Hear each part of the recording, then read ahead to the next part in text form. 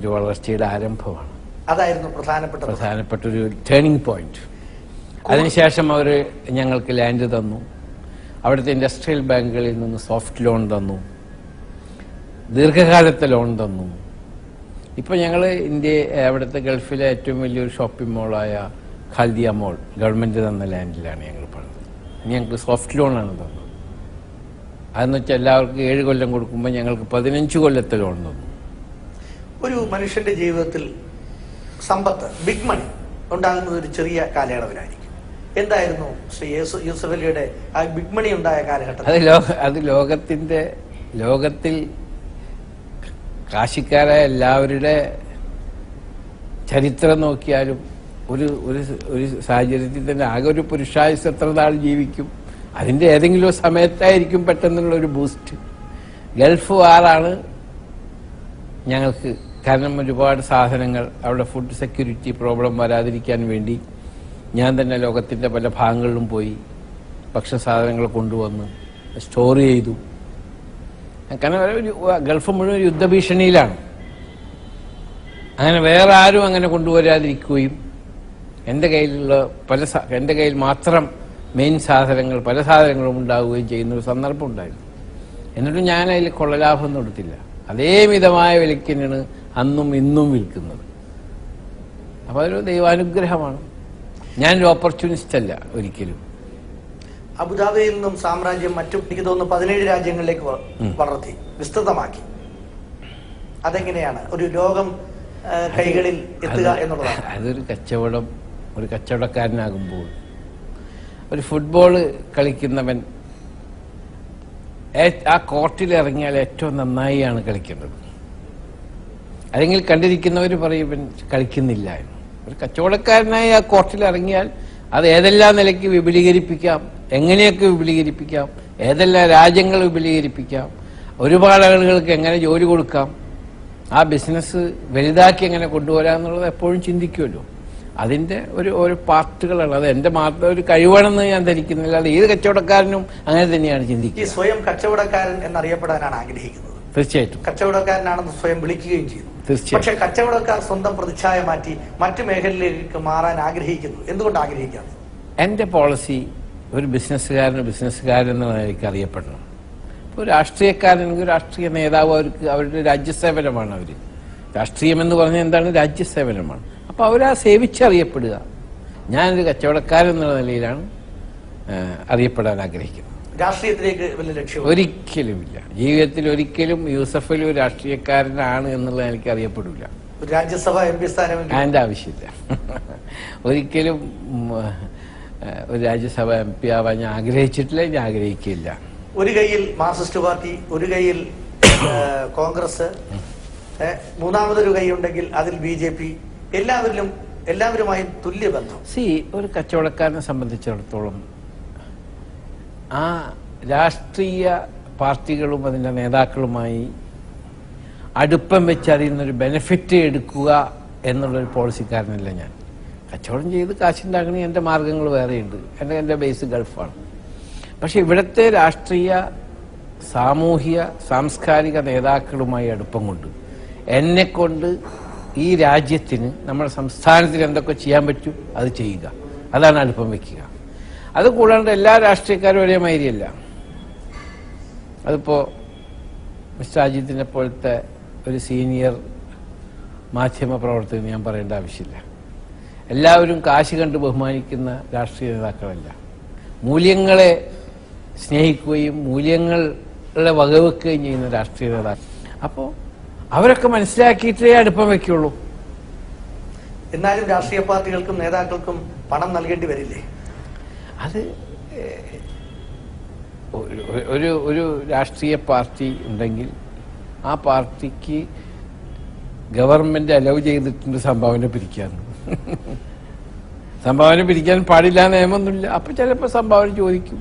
അത് ഞാൻ തന്നെയല്ല, എല്ലാവരും കൊടുക്കും, അതോടൊപ്പം ഞാനും കൊടുക്കും. സുകുമാർ അഴീക്കോടുമായിട്ട് വളരെ അമിതമായ ബന്ധമുണ്ട്. അദ്ദേഹം വലിയ ഒരു തത്വചിന്തകനാണ്. ടി പത്മനാഭനുമായിട്ടും സുകുമാർ അഴീക്കോട് വളരെ അറിയപ്പെടുന്ന, അറിവുള്ള ഒരു സാഹിത്യകാരനാണ്.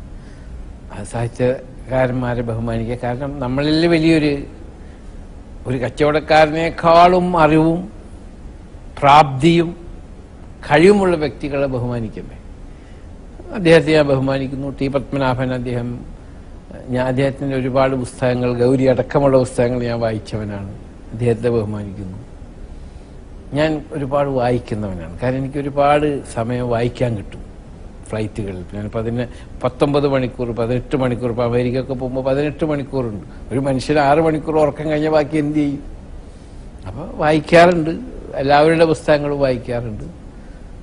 അപ്പോൾ അത് എഴുതിയ ആൾക്കാരെ ഞാൻ ബന്ധപ്പെടാറുണ്ട്, അവരായിട്ട് സംസാരിക്കാറുണ്ട്. സാഹിത്യകാരന്മാരെയൊക്കെ ചുമന്ന് ഗൾഫിലേക്ക് കൊണ്ടുപോകുമ്പോൾ ഒരു തലവേദനയാകാറില്ലേ?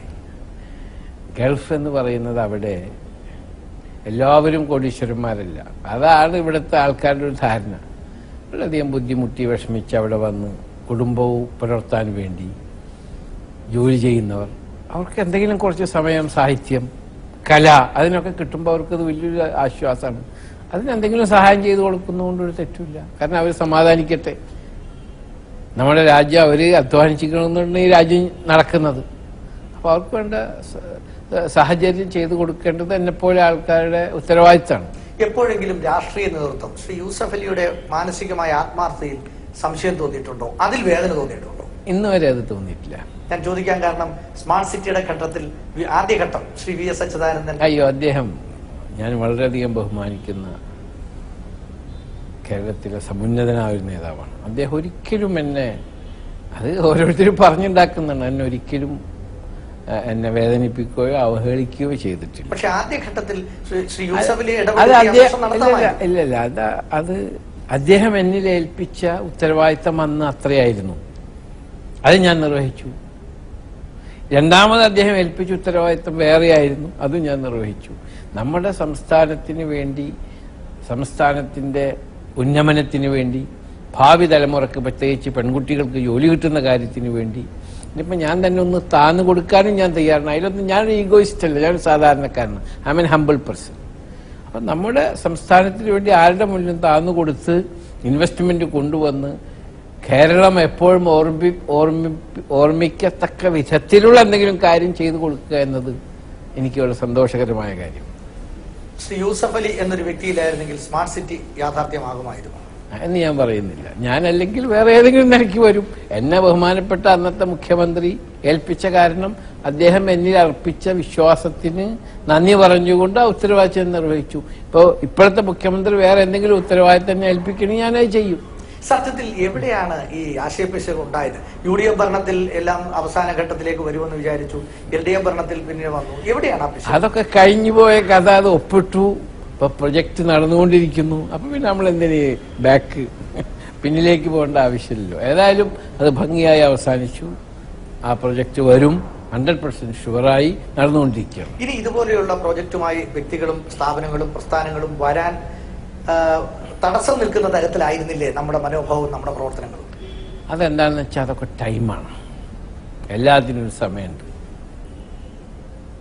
മുമ്പ് കമ്പ്യൂട്ടർ പാടില്ല എന്ന് പറഞ്ഞു, മൊബൈൽ ഫോൺ പാടില്ല എന്ന് പറഞ്ഞു, ട്രാക്ടർ പാടില്ല എന്ന് പറഞ്ഞു. അപ്പോൾ ആ സന്ദർഭങ്ങളിൽ അതാത് ആൾക്കാർക്ക് തോന്നുന്നത് ഇപ്പം പറ്റില്ല എന്ന്. പിന്നീട് അത് കാലം തെളിയിക്കുകയാണ്.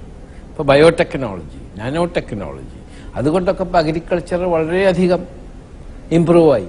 ഇപ്പോൾ ഗോതമ്പ് നമുക്ക് എക്സ്പോർട്ട് ചെയ്യാം. ഗോതമ്പ് എക്സ്പോർട്ട് ചെയ്യാൻ ഗവൺമെന്റ് ഓഫ് ഇന്ത്യ അലൗ ചെയ്യുന്നതിന്റെ കാര്യം എന്താണെന്ന് വെച്ചാൽ ഇന്ത്യയിലെ 130 കോടി ജനങ്ങൾ ഭക്ഷിച്ചു കഴിഞ്ഞിട്ട് ബാലൻസ് ഉള്ളതാണ് എക്സ്പോർട്ട് ചെയ്യാം. അപ്പൊ അത്രയും വലിയ ബഫർ പ്രൊഡക്ഷൻ നമ്മുടെ രാജ്യത്തുണ്ട്.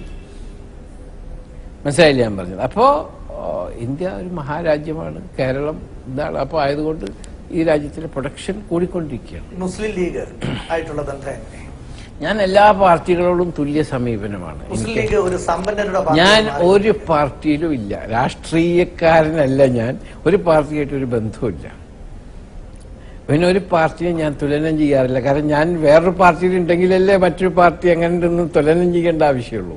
അപ്പൊ ഞാൻ രാഷ്ട്രീയത്തിൽ ഇല്ലാത്തത് കൊണ്ട് എല്ലാ പാർട്ടിയും എനിക്ക് ഒരേ മാതിരി. ഭാവി പദ്ധതികളെ കുറിച്ച്, ജീവിതത്തിൽ അനുഭവിച്ച പ്രതിസന്ധികളെ കുറിച്ച് ശ്രീ MA യൂസഫ് അലിക്ക് ഇനിയും പറയാനുണ്ട്. അടുത്തയാഴ്ച ഇതേ ദിവസം ഇതേ സമയം.